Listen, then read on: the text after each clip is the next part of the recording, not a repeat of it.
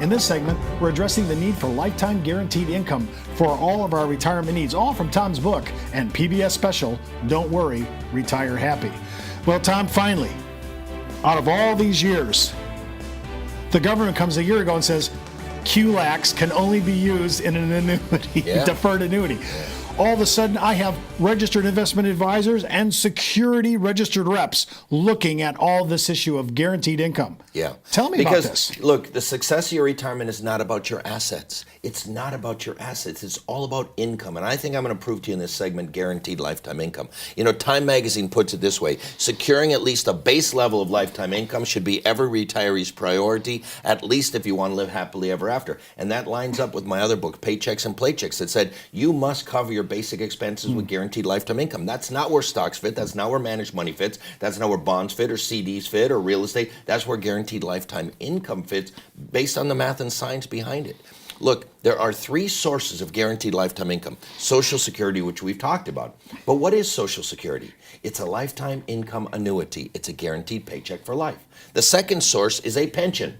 But what is a pension? A pension is a lifetime income annuity. It's a guaranteed paycheck for life. And so math and science says your basic living expenses should be covered by Social Security and pension. And whatever you're short, you need to go find an insurance company and buy a lifetime income annuity. All right? Now, some people say, yeah, but Tom, I don't like annuities. You know, Susie doesn't like annuities. Dave doesn't like annuities. Ken Fisher takes out full-page ads. I hate annuities, and so should you. We don't like annuities. You know, I train advisors to act surprised. Like, seriously, really? You don't like annuities? So let me understand this.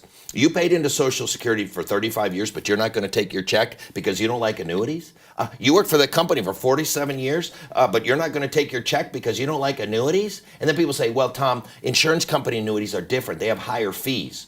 Oh, really? And I don't know if people have looked at what a lifetime income annuity fee is. There's zero ongoing fees in a lifetime income annuity. It's not even a fee product. It's a spread product. A deferred income annuity has zero ongoing fees. If you're guaranteed $1,000 a month, you get $1,000 a month. So there are annuities with fees, variable annuities, some index annuities have some fees. I'm really not talking about that right now. I'm talking about guaranteed lifetime income. And math and science says you need to have that at least enough to cover your basic expenses. Now, everybody thinks retirement is so complicated. But Steve, the more I study retirement, the simpler and simpler and simpler it gets. In fact, let me make each of your retirements as simple as I can. The ultimate success of each of your retirements is going to depend on your answers to my next two questions. And I'm not going to ask you how big your 401k is or do you have a fancy house. You know why? Because the success of your retirement is not about your assets. It is not about your assets. Now, this is a paradigm shift. Because think about it, Steve. People have been taught their whole lives that their retirement is going to depend on this pile of money. And the bigger the pile, the better their retirement. But that's not true. Because your assets can be lost. They can be stolen. They can be swindled. They can be sued. They can be divorced. They can be decimated in a stock market crash or wiped out by long-term care. In fact, if you think about it, almost all of your assets are simply numbers on a piece of paper. Think about it. They're numbers on a piece of paper. Did you know for the rest of your life, there's only two things you're ever going to do with those numbers on that piece of paper? You're either going to spend that money or you're going to give that money. That's it. You're either going to spend it or you're going to give it. You're either going to give it when you're alive or more likely you're going to give it when you die. Because I got news for you, Steve. You don't get to take any of it with you. It's all going to stay down here. So the more you study retirement, it comes down to this. Where in the world can I put my money that'll give me the most amount of income that I can spend and spend and spend and spend and spend and spend and never run out? And what is the most efficient way for me to give money to others? And you know what you're going to find in the whole world? The place you can put your money that'll give you the most amount of income that you can spend and spend and spend and spend and spend and never run out is going to be some form of an annuity. And the most efficient way to give money to others is going to be some form of life insurance. These are not opinions. These are mathematical, scientific, and economic facts. So the ultimate success of your retirement is going to depend on your answers to these two questions. Question number one, how much guaranteed lifetime income do you have? Do you notice I didn't ask you, what was your return on your investment last year? Did you outperform the S&P 500? That will have very little to do with the success of your retirement. Far more important is how much guaranteed lifetime income do you have, and have you taken the key retirement risks off the table? Your answers to those two questions will determine the ultimate success of your retirement. Now, there's a lot of risks in retirement. There's market risk, there's withdrawal rate risk, there's this whole thing called sequence of returns risk that people don't understand. We might have inflation, might have deflation, you might need long-term care, you might die. There's a lot of risks in retirement.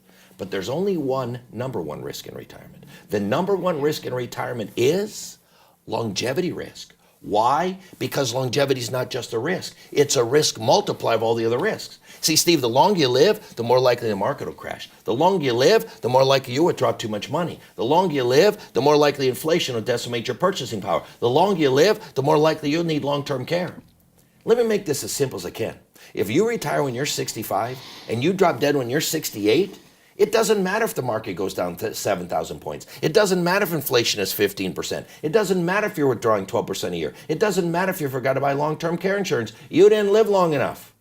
But if you live to be 75, 80, 85, 90, it's all those other risks that will wipe you out. So what math and science says is, what you got to do is you got to take that number one risk off the table, longevity risk. Well, guess what? Stocks can't do it. Bonds can't do it. Real estate can't do it. CDs cannot do it.